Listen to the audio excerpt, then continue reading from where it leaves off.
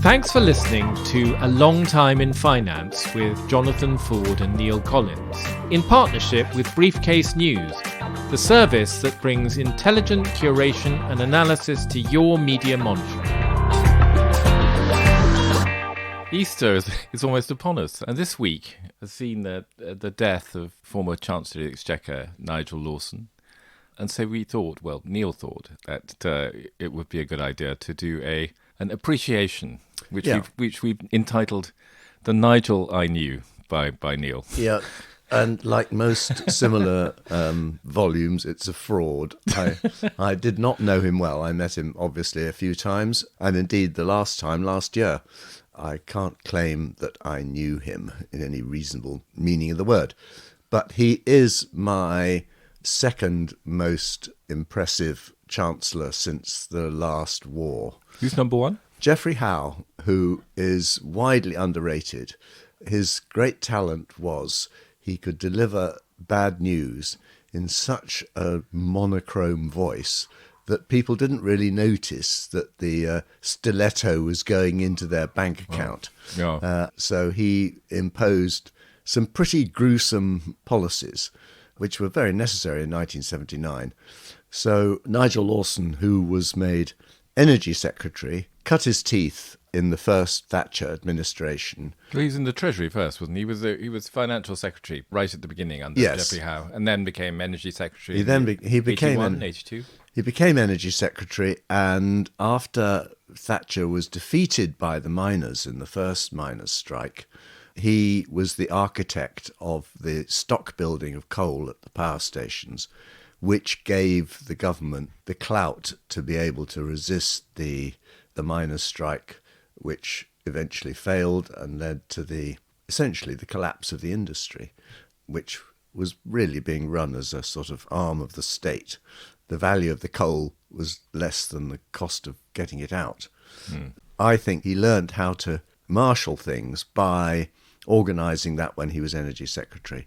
And I think that's why when Geoffrey Howe went to the Foreign Office after the election, Thatcher made him the 83 election Chancellor in 83. Before we get on to his chancellorship, let's go back. He was born in the 1930s. First of all, he was a journalist.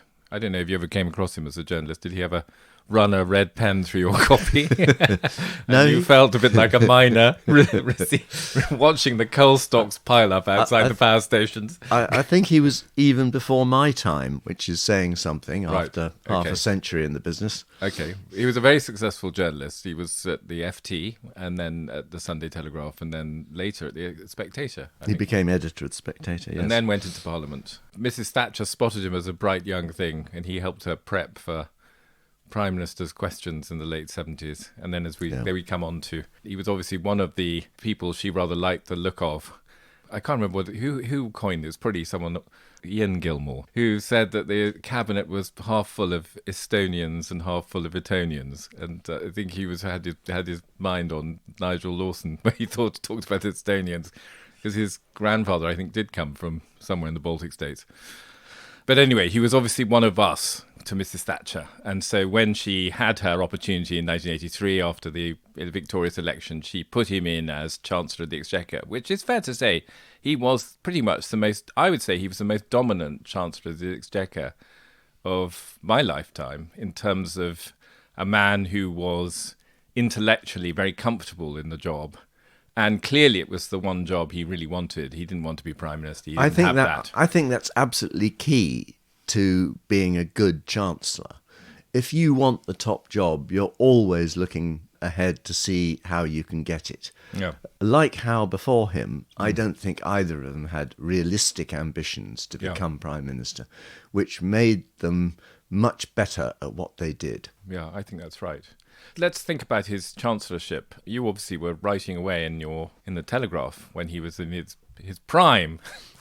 What would you cite as the main achievements of Nigel Lawson as Chancellor? I think I would put simplification at the top of my list. He boasted of abolishing a tax with every budget.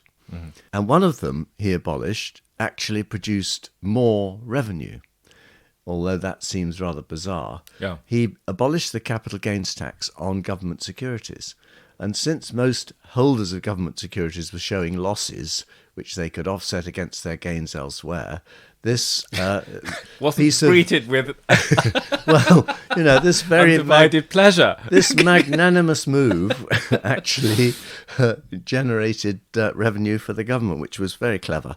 But he put that up as one of his totems, that he was trying to simplify things, and all the time he was looking for ways to make the system work better. Yeah.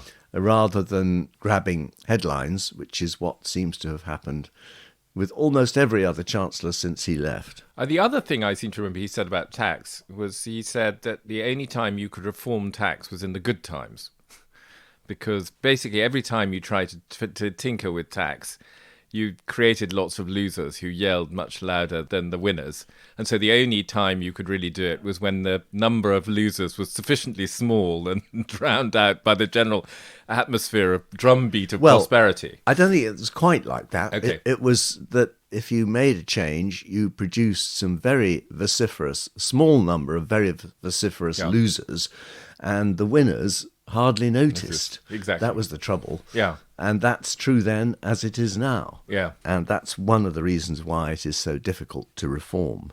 He was an intellectual giant, which is kind of unusual when you look at the list of chancellors that we've had.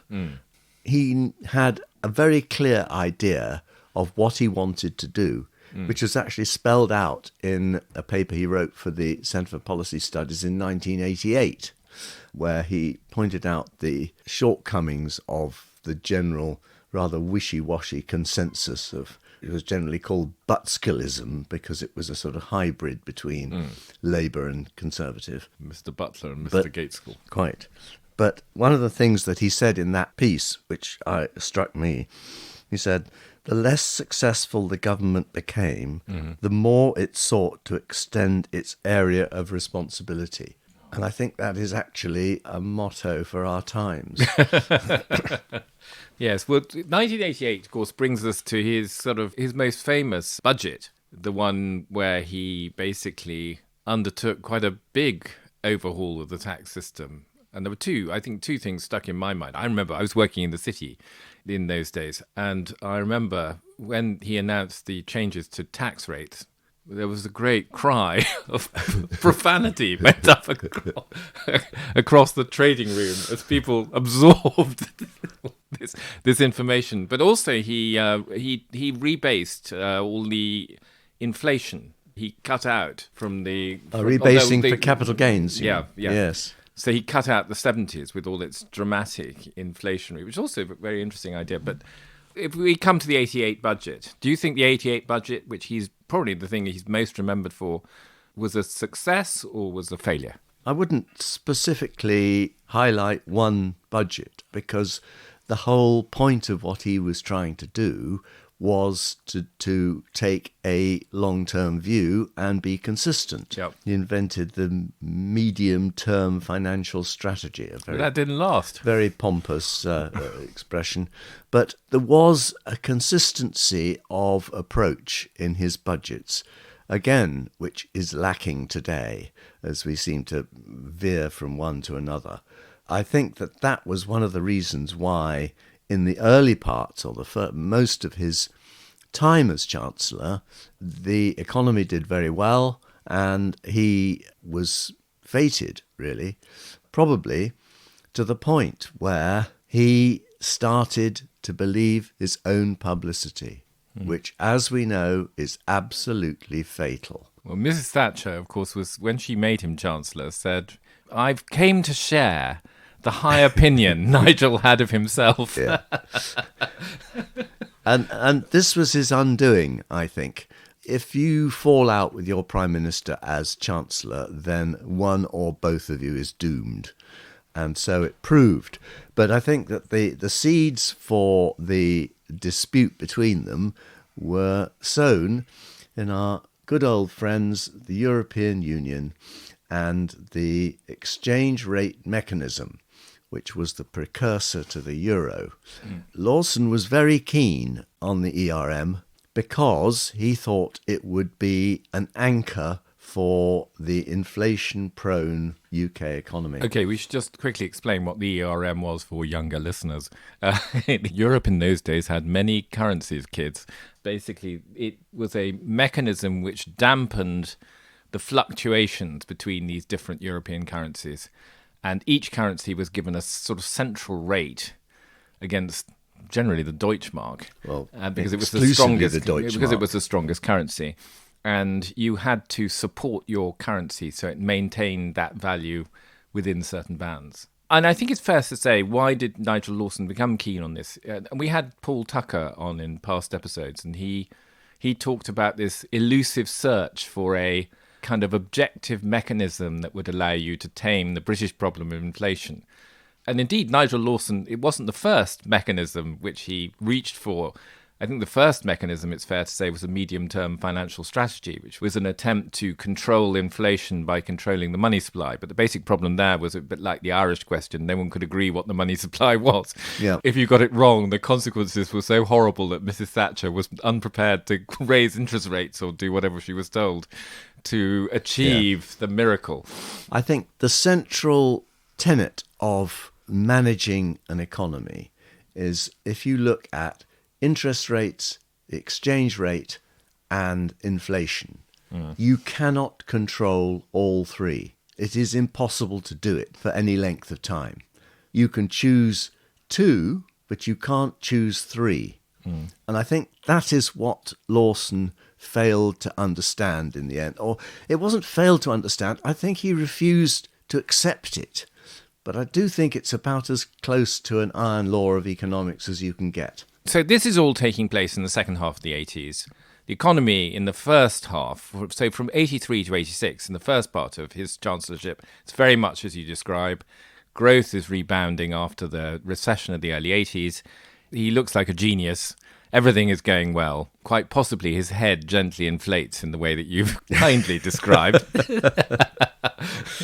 Although photographs suggest that it was already quite inflated right at the beginning. But then things start to go a bit wrong in that inflation comes back. And his response, first of all, is to try and pretend as if we were in the ERM. So to shadow what was called shadowing the Deutschmark, which Mrs. Thatcher's nostrils kind of twitch after a bit and she starts to smell a rat. And then when he's cornered on this, he said, no, let's just join the ERM because he wants to win the argument, I suppose. Yeah. And that sets up the kind of whole scene around 88, 89, which is his hubris and nemesis in swift succession. I'm afraid so. So he left the government, and shortly afterwards, so did she. Yep. So it did for both of them, as you might expect. Yep. I'd just like to say one or two things about after he was Chancellor. Okay. Because he helped found this thing called the Global Warming Policy Foundation, which essentially is the home for climate skeptics. He wrote some very powerful stuff, basically saying we should not get hysterical about climate change. And he spent the last few years of his life trying to make people see this problem for what it was or is. It is a problem, but it is not threatening humanity on the planet, which is what we're told is the case. Those of us who are climate skeptics would say that that's a considerable achievement. So that's the case for the defence. I suppose my reaction to Nigel Lawson, who I do think is a very significant figure, you talked about his consistency, but looking back into the past, what one sees is the extent to which he did change his mind. His first great policy creation was the medium-term financial strategy, which was abandoned, and he abandoned it. It wasn't just abandoned against his wishes. It was followed by the ERM and shadowing the Deutschmark, and then the ERM, which he later said was a mistake. The 1988 budget, he changed his mind about, not necessarily about the principle, but about the way in which it had been introduced and the fact that it did certain aspects of it put the foot down on the accelerator of the economy just as inflation was really becoming a problem again. Yeah, I think I would have to agree with that. I come back to the point that I think that he was believing his own publicity. He got to the point where if he said it was going to be so, it would be so. Yeah. And I think you can see that sort of adamantine kind of faith in his own judgment in the way in which he's moved from one position to the next. So he ended up, of course, having initially advocated the ERM as being very keen on Brexit, for a reason which actually I think is probably the best argument for Brexit, which is self-government basically being the important thing. As far as the climate stuff, well, he won't be around. He won't be around to see whether he was right or not on that one. Yes, it got him in the end.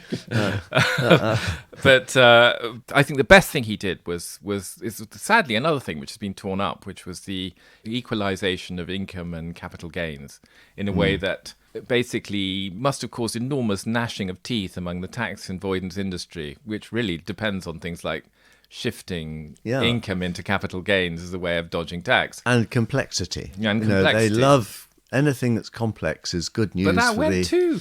That didn't even last. No. It's sad. I think one thing we haven't mentioned is privatisations. Yeah. Which, from the perspective looking back so far, I don't think anybody can say they've been an unalloyed success.